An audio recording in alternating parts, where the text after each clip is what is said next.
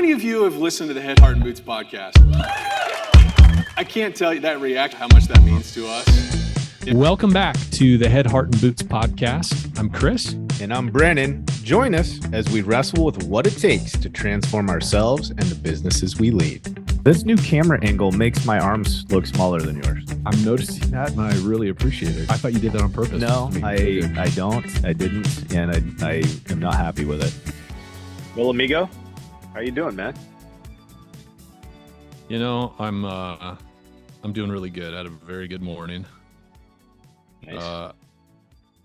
I end up punting an earlier morning meeting I had scheduled sort of like stupidly, right? It's the day after 4th of July. We were out at fireworks at our friend's house until midnight, but fortunately my counterpart that I was having the meeting with was very friendly about it. And so I got to have a slow morning with Kara, and it honestly is one of the best things for me when I can, like, here's my perfect morning routine. My perfect morning routine is I get up roughly 5:15, 5:20. I go make an electrolyte water. I put the powder in the glass, put some ice in, fill up the big jar, like the mason jar, with water. I go out to the sauna, 20 minutes in the sauna, 3 minutes in the cold plunge. I stand around, I move around on my deck while I reheat in the morning sun. And then I go have coffee with my wife. And then depending on how much bandwidth I have that morning, I'll have breakfast after that and then head to the office. Like that is my perfect morning right there. Yeah.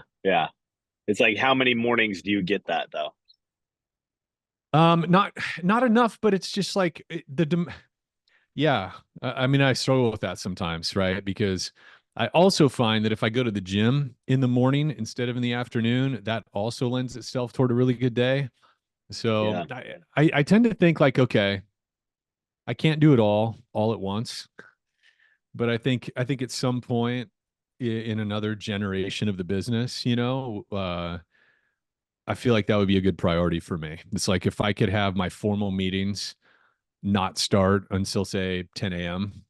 I feel like I'm best formatted for like early morning self-management to where like a 10 to 4 schedule as an owner and like doing owner things and and owning and running a company would be like an ideal schedule for me into perpetuity, like get up in the morning, have connection time with family, connection time with myself, spend some time in the sauna, do my things, go exercise. And then I'm at 100% and I'm dialed. I'm ready to engage. But of course we're not, that's not the season of, that's not the season we're in yet, No. Yeah. I get it though. I mean, the morning routine thing is, I think it is important. I think we can turn it into another version of our daily to-do list, which can be, I think at times rob its value, but there's something to be said about starting intentionally and then reaping the benefit of that kind of throughout the rest of the day. For sure, man, for sure. Yeah, I've been on a kick where I'm doing a little bit more morning exercise and running. And there is value of doing it first thing in the morning versus waiting until the afternoon. One, it seems like I'm more consistent in actually executing, but I think the other thing is I just get some of the benefits throughout my workday that help quite a bit. But yeah, speaking of that, man, topic wise, obviously the last couple of days you had referenced that you're wrestling with some stuff, and I thought, we're doing a little road show, right? You and I are traveling individually for the holidays, family for the 4th. And I just wanted to see if you had the wherewithal to go through that topic a bit and see what we could ultimately share with our audience as you wrestle with whatever the last several days have looked like. Are you cool to do that? Yeah, I am. I feel like I think there's all these stages of life, right? And last night I was reflecting on just how good of a life I feel like Kara and I have been able to put together over the last few years. And when I say good of the life, like where our life's at right now, and um, it's something like when my wife and I will hug or kiss, like we have those moments. Like sometimes I'll just kind of say that really quietly. I'm like, man, we have a good life, and Mm, we'll say that to each other sometimes, and it's just this affirmation that um like right now is really good. I feel like I've spent a lot of my life yearning for, like, because I'm built like a visionary. Like I'm always thinking about what could be, but there's always this should be yeah.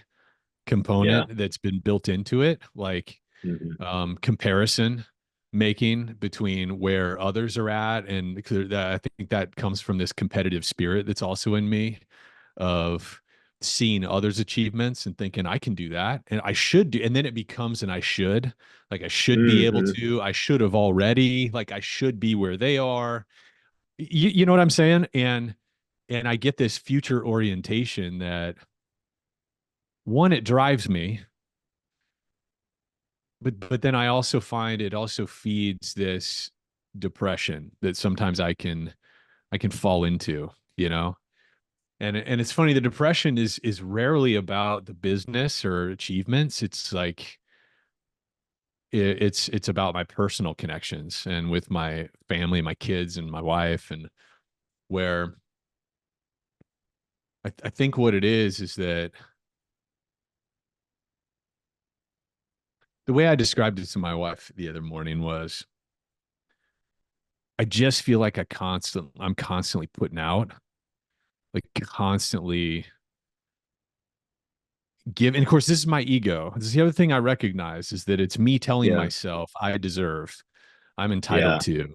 to, of all the things I did, like, and um, so I can get in this headspace where I'll have a series of interactions with my kids where I just feel like I'm constantly giving and putting out. Like I'm trying to be present. I'm trying to be a good dad.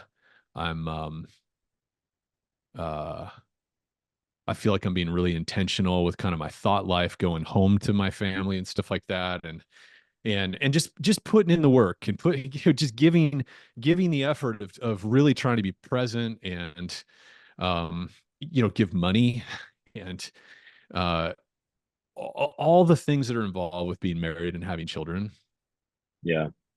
and just feeling overwhelmed, like it's kind of cyclically. I mean, lately it feels like it's every 2 or 3 weeks, maybe once a month, I fall into this headspace of, God, who's taking care of me lately? You know? Yeah. Yeah. It's funny how I think that that's probably the, like if we're honest with ourselves, I feel like as a business owner, that's probably a state that we exist in often, especially if you're a team that's got a fairly sizable team where you're really starting to have quite a bit of employee engagement, right? Just out of kind of sheer numbers, where you live in a pretty consistent space, I would say, where intentions are right, right? Like we Yeah. just don't come across very many owners that are intentionally wicked, right? Like we make Yeah. mistakes, Yeah. but they normally come from the right intention. They normally come from the right purpose, the right place. And it does feel often as a business owner, as an employer, where you're in this same position where there's this constantly giving, you're constantly thinking about, okay, pay raises, pay conditions, packages. What am I doing to provide, make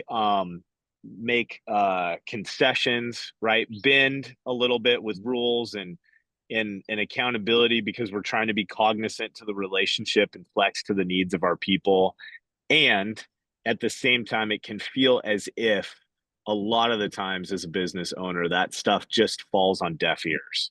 Like there's always four more asks in the alleyway Mm. waiting to take your attention, versus staff lined up to tell you how thankful they are for everything you've done and provided for them. Right? Like I think that's a space that we probably as entrepreneurs exist in often as well. Um, that to me parallels, I think, what you're saying from a personal, family oriented perspective. Yeah. Yeah. Somehow like it feels more personal when when it comes to those family connections, right? Because I think Hmm. I've talked about this before, like when we gave that keynote, The Heart of the Matter, and we were just talking about how um in my story that I shared there, just how there's this you spend so much effort kind of creating a have some kind of like a professional identity. You know what I mean? That you maintain. And I feel like as I've gotten older, you and I've talked about this a lot. Like I've been really working hard to sort of dismantle that professional identity and just be a single person and just try Yeah. to and just try to really occupy the same headspace and posture as I do with work and our clients and our team as I do with my wife, my kids, and my friends and everything else. Like become more integrated. Yeah. But I remember early in my life though, right? I I I was really good at sort of hitting the achievement buttons and stuff to get the accolades from clients, business colleagues, and all the things. And it would kind of fill my cup, but then I'd come home to my kids and my wife, right? And Yeah. they're the ones who really know me, like they're the ones I come home and I've spent myself just cultivating this professional life and this career and this identity that other people know me by. And then I let my hair down, and then my frustration often comes out, and all the things. And then the way that my kids and my wife react or respond to me feels like the real judgment of who I am. You know what I mean? Like Oh yeah. there was a lot of times where, and rightfully so, like my wife, I'd go home and I'd drive past my billboards with my face on it, driving back from my office, and um, there's some level inside where, especially if I had the business had a good day, there's a part of me that kind of feels like hot shit. And then I come Yeah. home, and oftentimes on those same days, my wife's like, you know what? Yeah, I'm not impressed. Right. And anyway, I mean, that's more yesteryears. I feel like in terms of how my headspace operated, I think about my State Farm days in particular. But but there is a reality to that where it's like the people closest to us know us the best, and when they don't react a certain way or whatever, it feels more personal, and I feel like it. Yeah. Yeah. And so, and I've got two teenagers in the now, and they need different things from me. And in some ways they're way more independent. In other ways, their needs seem a lot heavier and bigger in terms of emotional and financial and all that Yeah. stuff. And man, I just like you asked about the last few days, as I know I messaged you, and I'm like, man, I've just been in a little bit of a depression fog where it's been really hard to get the best out of myself at the office and in my meetings and stuff like that. And I think it's just I was just in that space of, man, I just feel like I'm putting out, putting out, putting out, putting out. And when I'm asking for things, whether it be my son finally mowing the lawn like we agreed to, like literally years ago. This is one of your single tasks, bro.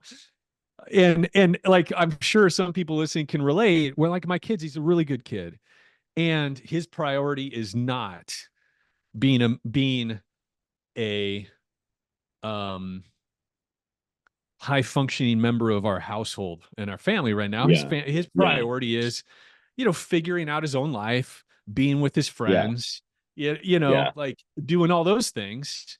And I know that. And it's like I'm like, he's freaking 16. It doesn't mean he shouldn't have responsibilities, and it's not a reflection on me. Yeah. And Right. yet just there's this feeling that's just this starts to take over of fuck, you know? Yeah. And I was getting caught up in that. And so, it was a combination of things that helped me kind of get loose of that. When did we have that conversation? I mean, it feels weird because it's a holiday, right? It's Friday today. It feels like it's Saturday or Sunday. Yeah. But yeah, so it's Monday, Tuesday. Yeah. So Wednesday morning, a friend, I don't know if it was a friend's Instagram or if it was a conversation that I had previously had with a friend. And he was just talking about this mantra that sometimes he says, like in his morning quiet time, is just, oh no, I know what it is. There's this Larry Janeski. I shared this with you, an album. Larry Yes. Janeski is a general contractor, entrepreneur, owns a couple other service companies, um, is kind of famous in the remodeler. He's like Okay. Yeah. one of those he's kind of like Tommy Mello, right? Is the roofing guy, or Yeah. is he the garage door guy or something? Anyway, Garage door guy. Yeah. yeah, he's like a Tommy Mello, but in the home remodeler industry. And Okay. one of my buddies is a remodeler and is really into his stuff, and just kind of uses some of his material as a morning meditation. And Yeah. he'll also listen to it with his young boys. Anyway, he has this whole album, and it's really good. So for people listening, the music, have you listened to it yet, dude? No. Okay. The music that it's set to, so it's kind of like a spoken word album. And you can Okay. kind of think of it as like, if any of you've heard recordings of Tony Robbins, um Yeah. it can it can feel a little bit cheesy and hard to kind of settle into and really take the material for what it is. But God, as I've been getting older, I find a lot of value in that kind of stuff. If I can get past, if I can, my ego can get past the cheesiness of some of it, and I can really just focus in on the words, it's it's really useful. And anyways, this Larry Janeski album, it's called Masterpiece. Um, and you can find it on Spotify and Apple Music and all the things. And there's this one line in one of the tracks where he talks about every day. And it's a reminder, like all of us kind of know this, but he's like, every day is a new beginning. It's a new life. Yeah. Yeah. And I just kind of have this from that. I just kind of have this meditation every now and then I'll be reminded of, and I'll do it when I'm in the sauna, where it's just new day, new Yeah. life, new day, new life. I'm so like our egos. Eckhart Tolle in the book A New Earth, which I just love, and it's been really helpful for me. Is he just talks about how our egos are always pointing forward or backward. Our egos cannot be present in the now, and Hmm. it's what it creates so much problems for us in our relationships and the way we approach our work and everything else, is that our egos are always pulling us into the future or always pulling us into the past, and then driving our thoughts and fixating our thoughts on either going to the past about what happened to us and putting us into a victim mindset, or hearkening back because we're in pain into better days and fixating on those days gone by, right? Or what should be, what we want and what we desire, and just pulling us into the future, Hmm. right? Yeah. And a lot of suffering is created in that space. And so anyway, on Wednesday morning, I was just in the sauna and the cold plunge, and that was kind of the mantra. And I felt like it was really helpful to kind of recenter me and pull me out of that funk, get me out of the cloud of darkness that I felt like I was in the first couple days of the week. Um, so that's what's been going on. And then, it just continues. You made a comment to me when I texted you that. You said, you're probably still processing your dad's death, and I think that's true. I think I didn't know what to expect with my dad's death. Like, there are so many things about the experience of being able to be there when he died, and it felt so healthy, and I felt a lot of closure at the time. The month or so leading up to his memorial, so many people were asking me how I was doing and how I was feeling, and honestly, I wasn't terribly sad. Like, I was having these moments where my instinct was to call my dad. I still have that. In fact, yesterday I had a moment where I'm like, God, I normally right now I would call my dad and I'd chat about this thing with my dad. Yeah. And so that was hard. Um, or I don't know if it was hard. It was just one of those, yeah, just recognizing, yeah, there's a void there, you know? Yeah. And so I think that adds weight. I think you're right. I think that's amplified a lot of the, like those feelings of kind of being depressed or feeling unappreciated. When I would feel that way in the last few years, I'd go through a cycle like that. I'd call my dad. My dad could relate, and Yeah, I for think, sure. I feel like, most men can relate, but we don't want to sound like a bitch. Yeah. We don't want Yeah. to be a bitch. I think that's part of our Yeah. culture is that men are supposed to be quiet in our suffering, and I think in Yeah. some ways there's wisdom in that. Like, I don't think we have to air that out all the time. And yet I don't think in our culture, men have a place to air that out with as on like a rhythm of life where we howl at the moon and we get together and we kind of, let go of that stuff or move through that Yeah. stuff. Yeah. And so for Yeah. me, like I would whine and bitch to my dad about, hey, I just feel like, God, everybody's taking from me. And and it just and when I would talk to him, he's like, okay, he's like, I get it. Yeah. Yeah. I felt like that. And of course, I was the source of that at one point. I was the 16-year-old, or I was the, always, asking for money or needing this or needing problem solving around that, or, and of course I know it's a fundamental part of marriage too. And my dad had been through that. And um so I think all those things were going on, man. Yeah, and it makes total sense. It's the layers, right? Like I think I've been thinking about this actually coincidentally quite a bit because Wayne and I have been doing some leadership stuff with some of the teams. He's been leading a lot of it, which has been really kind of maybe a discussion in and of itself in terms of how empowering that is and how it's been really fun to watch him take a more leader based seat in some of that curriculum delivery because he's just so talented. But I think as part of that, when we were doing these leadership training modules for some of our teams, we ended up breaking the curriculum up into these kind of three phases of lead oneself, lead others, leading up, as kind of a reference or a nod to Jocko's, leading up the chain of command. And Mm, one of the things that's relevant, kind of a theme that holds true no matter what phase of content that we're in regard to the self, others, and up, is this need to be really focused on awareness in the moment, mm, because when we're not present in the moment, it removes some of the tools that we have in our toolkit, right? To maintain a good relationship to what and how we're feeling and how it's impacting those around us, and then obviously the types of conversations, the direction we take conversations with our people.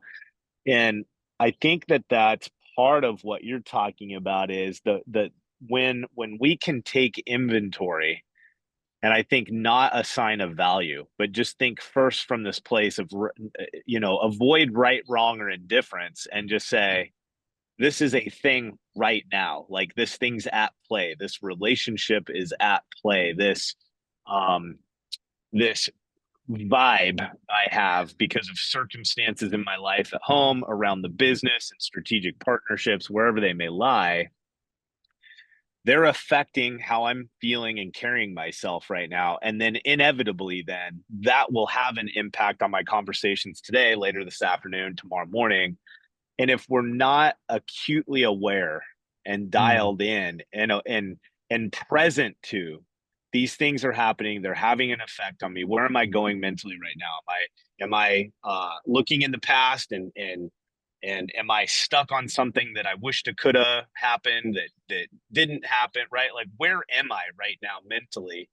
mm. And is there a way for me then to become more present to the moment and allow that then to change the way that I'm going to interact or the way that I'm thinking about the situation or feel about the situation? I think that's kind of part of what you're doing right now. I think it's there's not like an answer per se. It's just the fact that when these things come up, you're reflecting and pausing in it. You're not just being a zombie and allowing the emotion to drive your behavior with no conscious thought, no after action review, no look in the mirror of is this right? Should I be doing, you know what I mean? Does that make sense? I kind of went off a little bit, but I think Yeah. that's one of the things I admire about you that is I don't know that we ever land the plan on what's the right course of action. The only thing I can lean into is the right course of action is just being conscientious of the fact that this shit is having an effect.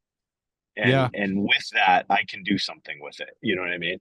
Well, I think the other piece too that's become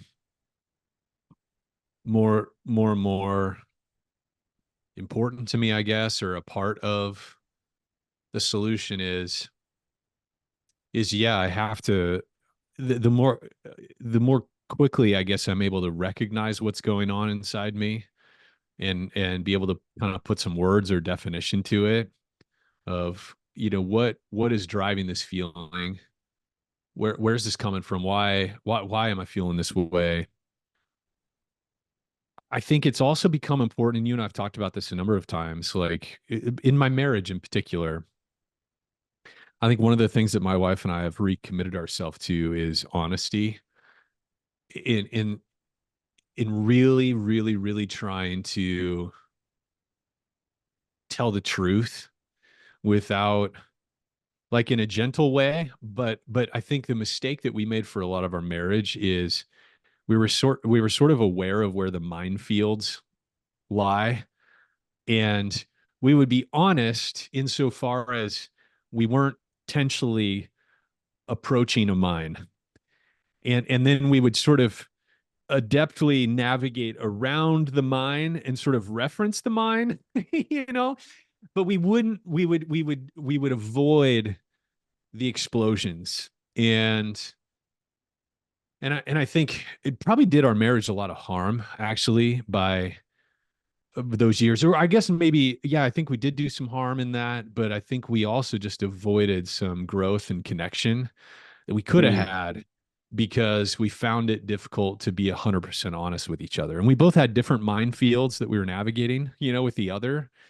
yeah. And so, like, part of the resolve was me feeling the freedom to, in so much as, like, part of the struggle I was having internally was how just I feel like the reciprocity between my wife and I, over the whatever the more recent period of time was, of me feeling, God, I'm putting out, I'm putting out, I'm putting out, and not getting a lot of return. Um, and just being able to verbalize that to her. And, to her credit, she's at a point now where she can hear that and doesn't get this doesn't turn into an explosion. Not that you know what I mean, like, that doesn't turn into a mine going off and both of us, like, Yeah. losing a leg in the process, where she's Yeah. able to just hear it and hear what I'm saying and connect to it. And, a lot of times we have to kind of wrestle through a little bit of emotion, but we can I can get it out. And the same thing with her. Like, there's times, like, actually yesterday yesterday on the holiday, like, Kara had a thing come up for her. We had a real emotional morning, and ultimately just processed through it together, and we are able to talk through it. And it was, I feel like, in every time we do that, by the end of it we're better off, but Yeah. sometimes it feels like we're firewalking in the process. Yeah. and Yeah. it's Yeah. this and it's this really sort of intense conversation. But once we move through it, um, it's like we actually moved through that thing, and the thing's not a thing anymore. And Yeah. so that was another part of this kind of depression fog, is that I had to talk with Kara about it. And I actually plan, because I have some time with the kids this week, and I actually plan on talking to them about, not, and again, it's not in an accusational way. It's just like, hey, this is how I'm feeling. This is the story in my head. This is the Yeah. thing that's been kind of going on inside me, and I want to share it with you, and you can do whatever you need to with it. Yeah. But this is what's been going on for me. And um, and so I'm planning to have that same conversation with my my two older kids this weekend when we have time, and that feels like an important part of, I don't know, just the last year or so in particular, of trying to live more honestly. Yeah. And it's messy sometimes, but I feel like I spent the first, my wife and I really spent the first probably 15 years of our marriage doing this dance of dancing around certain subjects and stuff, just trying to avoid the messiness of marriage. And in the same process, like having a really messy, like up and down marriage, and so I don't know, that's just been kind of a revelation to me the last several years. Is I don't think you can avoid the ugliness. Yeah. I It's, just I you just know what? don't think you can, man. In No, any I area don't. of life. Yeah. It's certainly not sustainably. No. Right.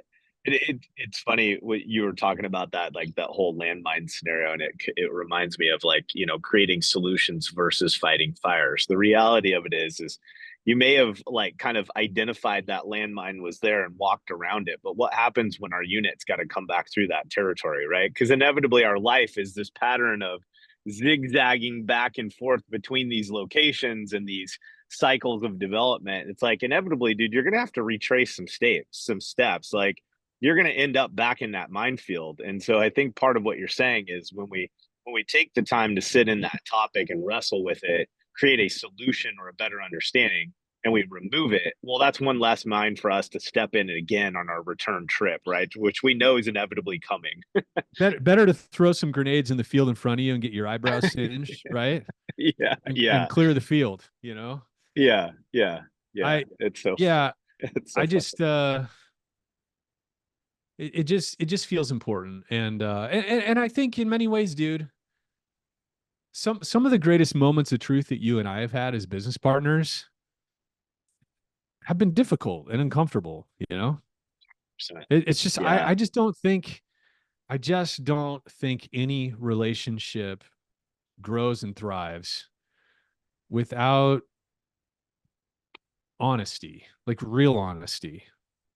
Because I think otherwise you're always sort of reading a person's body language, and you kind of know something's not quite right, but you're not digging into it, and it affects how you interact with somebody. We've talked about this before with employees. It's the same, it's all the same. It's like when you've got a problem with an employee, eventually you're going to start treating them differently, and they're going to know it. They feel it. Like every single yeah, one of us has felt that, where you start, there's a little bit of subtle avoidance. You start to lose eye contact with them when you pass them in the hall, because there's something you're frustrated with or disappointed in or whatever, and for whatever reason you decide to just sort of let it simmer and fester instead of just dealing with it, and eventually it changes the relationship, yeah. um and it becomes a problem. And so, anywho, well, I'm starting to feel a little self-conscious, like a little naked. I think this is maybe a good time for us to land the plane and allow me to put some clothes back on and um, you know, feel like a Yeah, I think professional again. I think there's sometimes it's hard to decide whether or not we air some of these episodes, right? Because it's just constant pursuit of value. Like, is there real value here? And I think one of the commitments that you and I made was, look, we said we're going to talk about the whole restore. There's going to be times where there's a tactical element to what we're talking about. There's going to be times where it's more methodical in nature, and I think there's just moments where it's totally relevant for us to discuss the mindset or the pitfalls, the friction points that we're actively engaged in the moment, because the reality of it is we're not alone. We're not the only ones having this kind of experience. There's no doubt in my mind on the backs of holidays that many people this week dealt with similar types of experience, relationship dynamic. Like, we're just not alone. So I think just this is just another layer of us just being committed to, hey, we're going to throw this stuff out there. We do believe it's relevant. We do believe we're not the only people that face these things. And the value statement's ultimately up for a listener to decide, yeah, this message was for me today, or this is something I'm wrestling with this week. So however that lands is how it lands, man. Yeah. Commitment to Well, here we go. transparency, I guess. Yeah. Well, here, let me, that's so funny, man. Here's a hard pivot. All right, folks. So if you enjoy this show, if you enjoyed the show and you love listening to Head, Heart, and Boots, there's two ways that you can thank us. I love it. There's two ways that you can thank us. Share the show with a friend, right? Follow the show. And then if you've been looking for a consultant that can help you process all of your personal depression and individual story. No, I'm just kidding. If you're looking to grow and you're looking for a partner that can help you build your enterprise value, prepare for a sale, a battle buddy, a trench partner to walk with you and your team as you scale and reach for kind of the next horizon in your business. Maybe you're relatively new to the industry. This isn't your first rodeo, but you understand the value of having an outside partner. Best place to start is with our business opportunity audit. It's going to force you to think through areas of your business that maybe you haven't been, nooks and crannies of your business that are important, but you haven't been paying attention to. And it'll tee up a really value-added conversation with our team to find out legitimately if a consulting relationship is the right thing for you right now. So start with a business opportunity audit. It's really easy to find, floodlightgrp.com/audit. That's floodlightgrp.com/audit. Once you fill it out, our team will get notified. We'll get on the phone. We'll have what we call an integration call. And it's not a sales pitch. It's a review of the audit results. And from our experience as a team, identifying where are some potential health, like red flags, health-wise? Where are some opportunities for you to shore up your business, stabilize your business, create more health, and then also where's the low-hanging fruit in terms of opportunity for growth? And we'll talk through that. And then if ultimately you want somebody to walk with you through that process, that's where we talk about a consulting relationship. But whether or not you end up hiring us as consultants, we've heard from a number of people that there's value in taking the 15 or 20 minutes to go through the audit. So check that out. We call it the BOA Business Opportunity Audit. Again, thank you for listening. Frankly, dude, it's kind of humbling, man. We started this 130 some episodes ago, and we felt so much imposter syndrome. Like we felt like I don't know. It was just so weird the first 10 episodes, and here we are, 80,000 or so downloads, and it feels like our beard and mustache are all over the internet, and it feels weird, man. I'm getting grayer. 2+ years of these conversations, and it's just really gratifying. We continue to get text messages and stuff from folks about the shows, and that's right. It's humbling, and it's really encouraging. Like it's fun to put something out in the world and have people care about it and get value from it. So anyways, till next time, everybody, thanks for listening. Yeah, we'll see you.